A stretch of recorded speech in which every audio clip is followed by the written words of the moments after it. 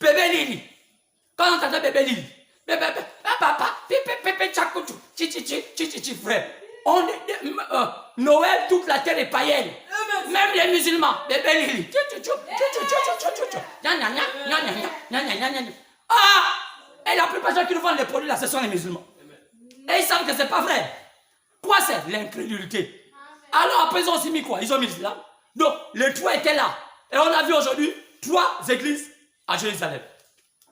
Saint-Sépulcre, l'église des saints soi-disant. L'église judaïsme, avec leur système occulte, positionné là. Et ils sont là, un petit morceau. Mais il y en a là. La photo est là. J'ai plein de choses quand de montrer ça. Parce que mais ça va continuer. Les photos sont là. Et enfin, on voit l'église, la mosquée qu'on appelle la mosquée d'Omar. La mosquée Alaska. Mais c'est une malédiction. On a donné notre président un prénom d'Omar. Moi, je n'allais pas accepter ça. Si j'étais un Obamba Nteke, de cette fois, j'allais dire au président, ne prends pas. Tu peux être musulman, mais pas son nom. Amen. Il y a des noms qu'on ne doit pas prendre, même quand c'est bon. Omar. Quoi? Qu'est-ce que ça veut dire, Omar? C'est pourquoi ce matin, si je peux aussi parler à mon président, pourquoi le nom d'Ali? Oh, on peut en parler plus tard. Je vois qu'il s'appelait Alain. Pourquoi on enlève le N et le A? A, tu veux dire ancien. N, tu veux dire nouveau.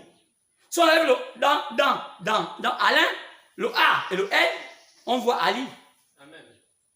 Qu'est-ce que ça veut dire? Ça voulait dire par prédiction qu'il va être le président de la clé de voûte. Ça veut dire du basculement entre l'ancien Gabon et le nouveau Gabon. C'est pourquoi on ne passe pas par là sans avoir les tumultes. Jésus aussi était à cette position-là. Il est aussi de l'Ancien Testament au Nouveau Testament. Pourquoi le tuya? Donc, c'est pourquoi ne vous étonnez pas que le pouvoir du président Ali, actuel notre président là, est un pouvoir à tumulte parce qu'il a été mandaté de faire passer le Gabon de l'ancien Gabon au nouveau Gabon. Qui va accepter? On était déjà habitués. Qu'est-ce que c'est pas ça? Il fallait qu'il s'arme. Il fallait qu'il s'arme, qu'il s'entoure des hommes assis. Il n'a pas fait la recherche pour savoir qui sont les hommes de l'humain dans ce pays. Ils parlent, ils sont cachés, on ne les connaît pas, on ne les reconnaît pas. Mais Dieu les a donné un ainsi de l'éternel. Ils ont un mandat. Ils ne sont pas vus dans les lieux publics. Ils n'aiment pas se présenter. Même si aujourd'hui vous voyez prêcher à l'internet, c'est parce que je ne prêche pas à prêcher. Mais pour moi, le ciel est ma chapelle. La terre autant est ma chapelle. Je prêche à tout un chacun. Je suis le pasteur de toute la terre. Même si je suis au Gabon. Et clairement, regardez bien. C'est là où on voit que Rome s'est installée à Jérusalem. Mais il y a une guerre. Pourquoi? Parce qu'après ça, qui j'ai les deux autres? C'était Rome. Ils ont fait un pape. Le pape gérait maintenant l'islam. Le pape gérait maintenant les juifs.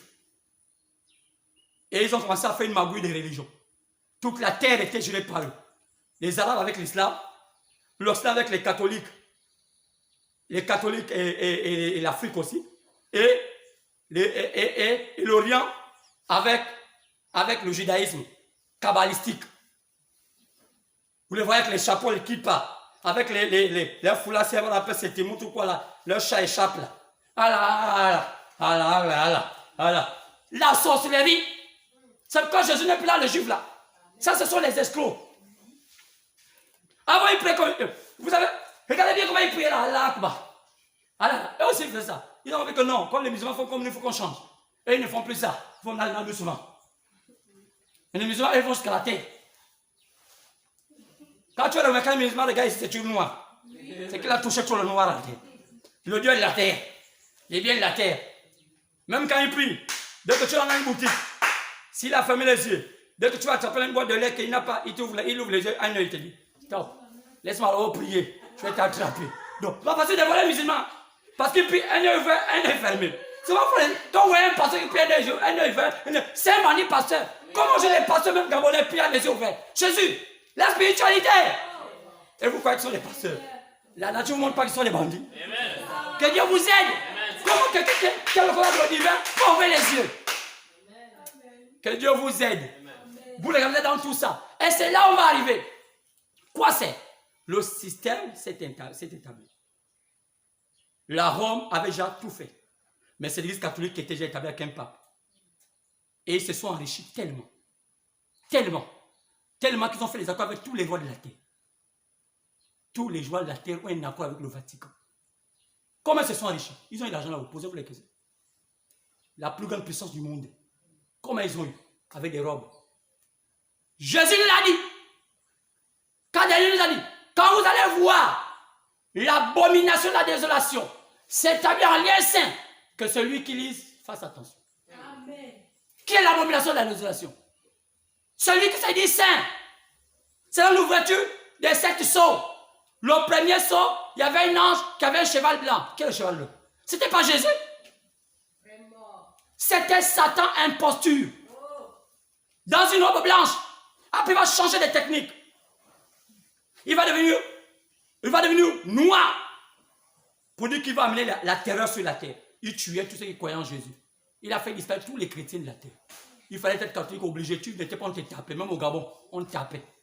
Tes bastons jusqu'à ce que tes enfants, je sais quoi. Vous savez, la bastonnade fait convertir un homme facilement par rapport au Saint-Esprit.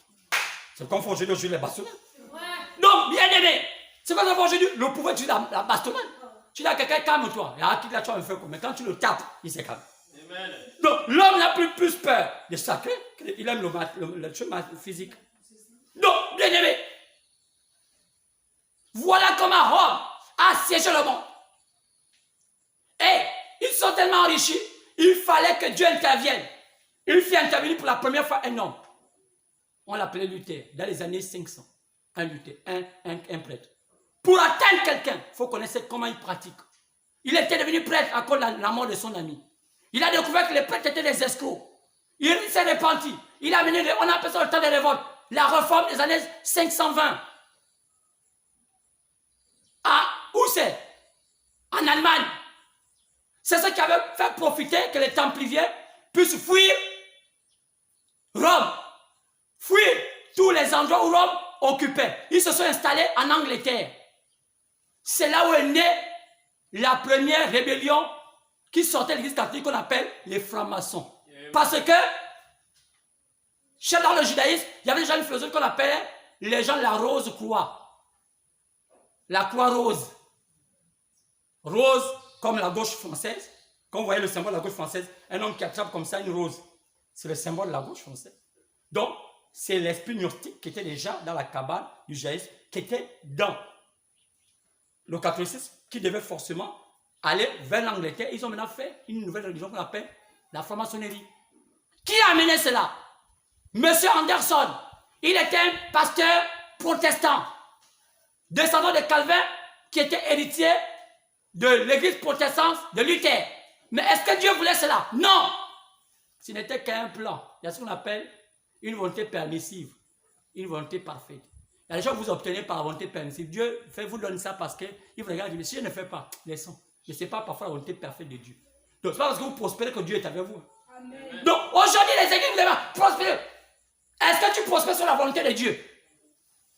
On pousse les gens à se faire la prostitution. Ou on prêche aux gens, la foi, il faut oser. Oser. La foi, il faut oser. Qui ne risque rien à rien. C'est une fausse philosophie, ça vient du diable.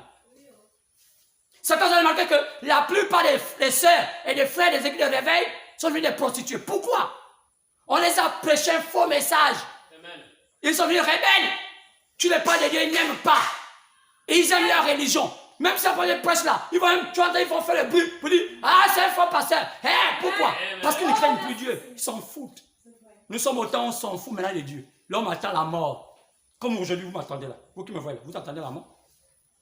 Vous ne voulez pas prendre la décision. Tu es déjà habitué à ton système d'église. Moi, je suis éveillé. Je suis pentecôtiste. C'est carrément. Tu connais moi, c'est venu. Et c'est là où Anderson et son ami ont fondé cela.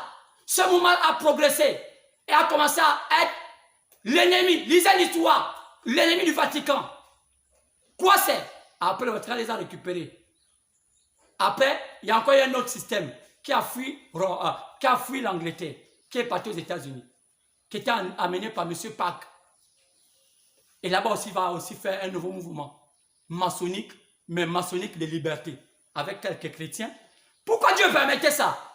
C'était la venue de la nouvelle puissance qui allait affronter l'église catholique, parce qu'il est écrit qu'il y a une puissance. Oh, enfin je vais lire. Peut-être que vous allez voir. Apocalypse chapitre 17. Et je pensais que je vous ai pas fait même lever. Nous ne sommes pas religieux. J'espère que vous comprenez. C'est la situation. Même si c'est endormi, je dois prêcher. Et Dieu, forcément, il faut que je mette debout. Et la situation dit qu'il faut que je prêche comme ça. Apocalypse chapitre 17. Partant du verset 1. On voit là quelque chose se positionner. Le jugement d'une grande prostituée. Quelle est la grande prostituée? Au verset 2, il dit, c'est avec elle que tout le rôle de la terre se sont enivrés et de l'impudicité. Au verset 3, il me transporta en esprit dans un désert et j'ai vu une femme assise sur une bête écarlate. Une femme assise sur une bête comme une maman prêtresse du vaudou. Qui c'est? L'église catholique. Amen. Elle prenait les richesses des rois. On appela plus tard qui? Au verset 5. Son nom c'était un mystère. Babylone la grande, la mère des impudiques, dont elle avait aussi des enfants. Quand vous allez me voir, comment sont les religions sur la terre? Et de toutes les abominations de la terre. Et j'ai vu cette femme, ivre du sang des saints. Elle tuait tous ceux qui parlaient de Dieu. Elle a tué plus de 68 millions de personnes au nom de Dieu. Il ne fallait pas lire la Bible. Il ne fallait pas contester. Mais Dieu a dit non. C'est moi qui détiens la terre. Satan, tu n'as qu'un petit temps. Même si aujourd'hui tu souffres. Mais si tu le mets au Seigneur, dis Satan, tu n'as qu'un petit temps. Amen. Même si les choses sont difficiles, reviens à Dieu. Rencontre le vrai Dieu. Dis à Satan, Satan, tu n'as qu'un petit temps. Amen, Seigneur.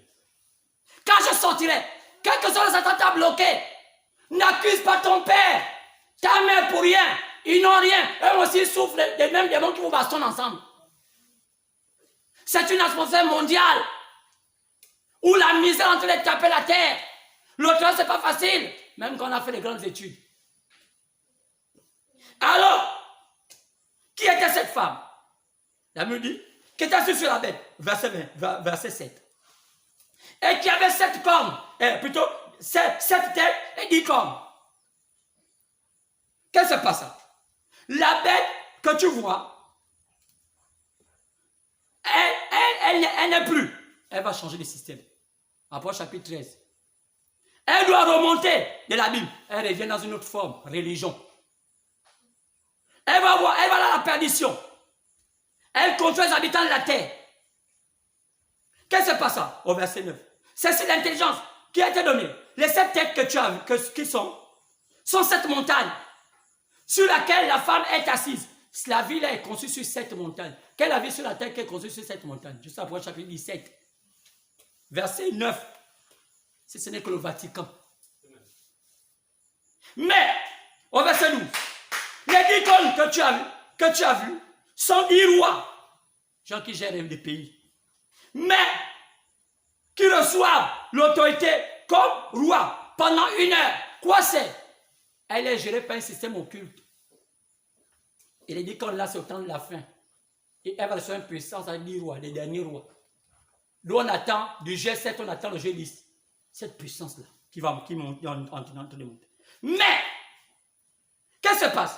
Au verset 13. Ils ont un même dessein, les rois là et la bête. Ils ont donné leur puissance et leur autorité à la bête, à Satan. Ils combattront contre l'agneau, contre la vraie parole. Que ce soit la religion, que ce soit le pouvoir politique, vont attaquer la vraie parole.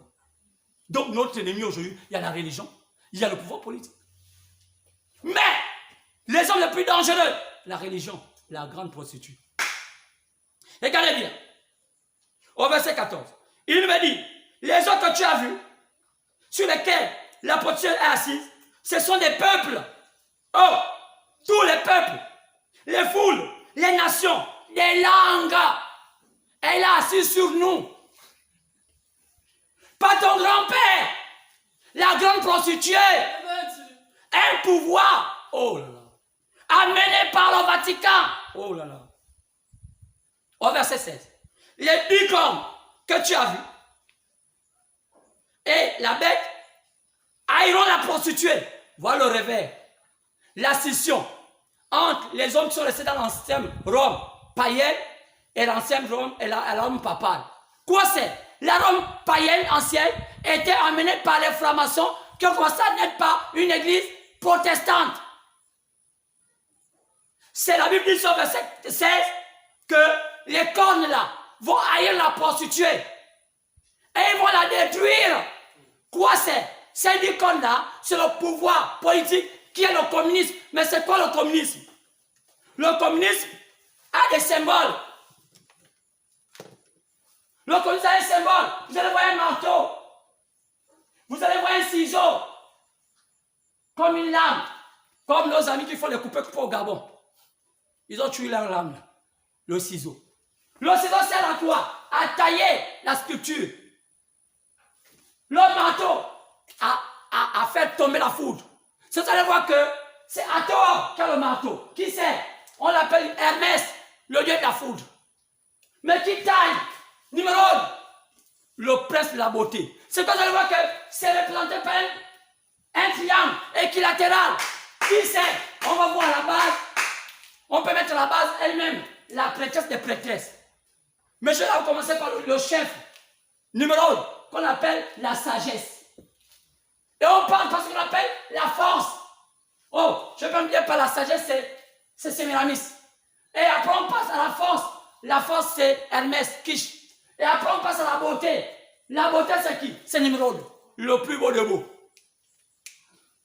Dionysos, le dieu de la prostitution. Il aime le sexe, dans tous les sens, pervers comme normal. Homme avec homme, femme avec femme, femme avec femme, dans tous les sens c'est sexe.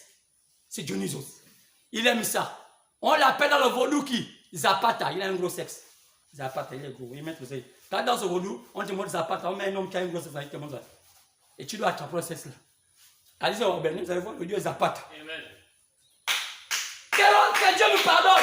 Et c'est les choses comme les Gabonais. Ah non, le vaudou fait peur. Quel fait peur? Le petit serpent que les vaudous, le petit serpent qui garde pour nous embrouiller. Mais les Gabonais aussi connaissaient ça. Parce que je suis nul faible. Nous, les fils sont obligés d'aller au Bénin. Vos pères sont nul faibles avec le vin. Donc c'est pourquoi on voit la corne. Les cornes la détruisent au système du Vatican. Maintenant, tout est là. La bête, c'est là, le système est là. Quoi c'est? La grande prostituée. Et le système qui va combattre la grande prostituée, qui est son fils qui sort des serins. Quoi c'est? Le communisme et le capitalisme. C'est le rêve de Nebuchadnezzar. Daniel chapitre 2. Les orteils, un peu d'argile, un peu de fer. Le fer, c'est quoi?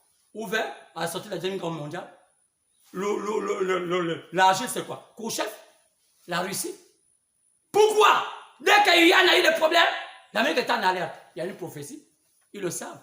Parce qu'il est écrit que la deuxième bête va voir l'image un peu des petites cornes et la gueule comme un dragon. Le bison. Il est prévu que l'Amérique puisse prendre le contrôle du Vatican. Amen. Pour s'enrichir. Parce que l'Amérique, vous voyez, ils ont l'argent, ils n'ont pas l'argent. Ils vous mentent qu'ils sont riches, ils ne sont pas riches. Pourquoi ils ont mis la Banque mondiale par l'ONU? Pourquoi ils gèrent l'économie du monde? Mais ils marchent avec nos dettes. Ils vous mangent tranquillement. C'est quand les Arabes ne sont pas d'accord. Tout le temps, les gars, on n'est pas d'accord. Ce n'est pas une histoire des régions. C'est une histoire que nous ne mangeons pas notre pétrole. Et les Arabes disent, attends, les Américains disent, attends, est-ce que vous connaissez comment était le pétrole? Ce n'est pas nous nous avons aidé à avoir le pétrole là. Vous étiez les faux rois. Regardez les émirs d'aujourd'hui. Des ennemis qu'on a montés de toutes pièces. Oh, Omar Tel. Ils tous ils sont parentés. Oh, je suis Omar Tel. De 5e génération. Je suis Aladj Tel. Oh! Ils sont assis sur les richesses. On les appelle les califes. Avec les grosses robes. Derrière, il y a les pistolets. Vous n'avez pas vu Kadhafi? C'est un calife, non? Il a son pistolet en or. Le diable! La religion! Donc, on est arrivé carrément là. Parce que plus tard, on va encore aller au-delà. Mais quel était le pouvoir maintenant de Joseph? C'était quoi le pouvoir de Joseph? Lisons. Genèse chapitre 7. Genèse chapitre 37. Si vous pouvez vous lever. Genèse chapitre 37. Partant du verset 1 à 11. Genèse 37. 1 à 11.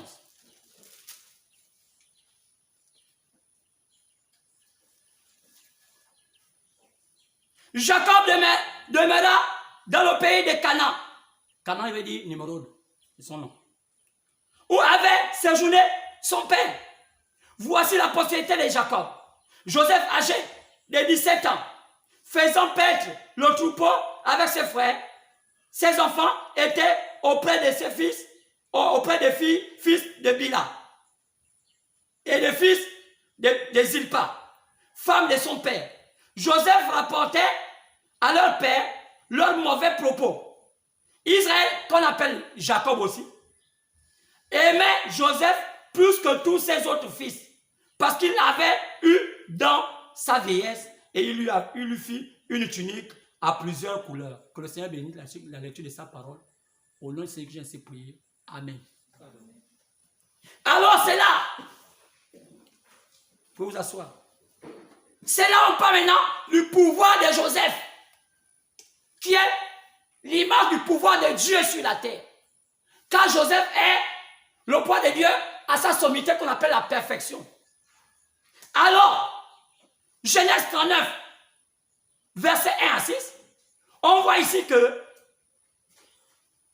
dans la marche de Joseph, puisqu'il fut vendu par ses frères par la jalousie, avant cela, dans Genèse 1, 37 autant pour moi, et à 11, on voit comment Joseph eut une vision sur la continuité de leur descendance. Il vit d'abord comment il allait dominer sur ses frères et sur son père. Il ne croyait pas. C'est ça la vie. Vous ne savez pas qui vous êtes. Dieu a une mission pour tout un chacun. C'est pourquoi c'est une erreur qu'un État tue ses propres enfants. Parce que parmi ces enfants-là, il y a des dons qui sont là pour élever un pays. Lorsqu'un pays tue ses enfants, c'est pareil comme une chaîne qui tue les chiots. On l'appelle la veuve stérile. Comment voulez-vous tuer vos propres dons? Parce que Dieu vous donne les dons là pour développer le pays. Amen. Et vous les tuez. Vous les tuez. Vous allez tuer la chair. Vous n'allez pas tuer l'esprit. Aussi longtemps que Dieu a dit que ce pays va se développer dans un domaine, il va se développer. Donc c'est une erreur de tuer la chair. Quand la chair n'a emprunté que l'esprit n'a emprunté que ce corps. Amen. Il va finir par emprunter notre corps. Amen. Tuer Jésus, mais Jésus a ressuscité. Pourquoi Paul Maman n'a pas ressuscité? Aujourd'hui, jugement, il va trahir tous les musulmans et tous les arabes. Il va vous dire le secret. Vous allez voir comment les hommes aux grosses robes. Je crois que là-bas, n'allez pas avec les robes. Ça va vite brûler. N'allez pas avec les robes là-bas. Ça va vite brûler là-bas. Vous qui pensez que l'argent de la terre va vous maintenir. Non! On vient de me raconter, il y a un pasteur Gabonais allait faire les grimaces à la route pour faire les veillées, je ne sais pas de quoi, pour entrer le mal. Il est devenu, on ne parle pas, il est sous terre. Il est compté par le coronavirus man. Incapable de soigner un palu, il fait le banditisme. Chez nous, on appelle le bouloilou, avec la pauvre Bible de Jésus, comme les pasteurs font aujourd'hui. Et là, il est compté parmi les morts des coronavirus. Pourquoi? Les Gabonais aujourd'hui jouent de la spiritualité. Ils ne craignent plus Dieu. Dieu ne fait plus peur aux Gabonais. Nos grands frères congolais nous ont déjà initiés comment être bandits en Jésus-Christ. Nos grands frères sénégalais, maliens, nous ont déjà habitués à être bandits en l'islam. Nos cousins, frères français nous ont déjà appris à être bandits dans le catholicisme, avec un bon verre de vin. Tous les dimanches, on doit mettre... Vous avez déjà vu une communion qu'on prend tous les jours? Le père doit tout être bourré.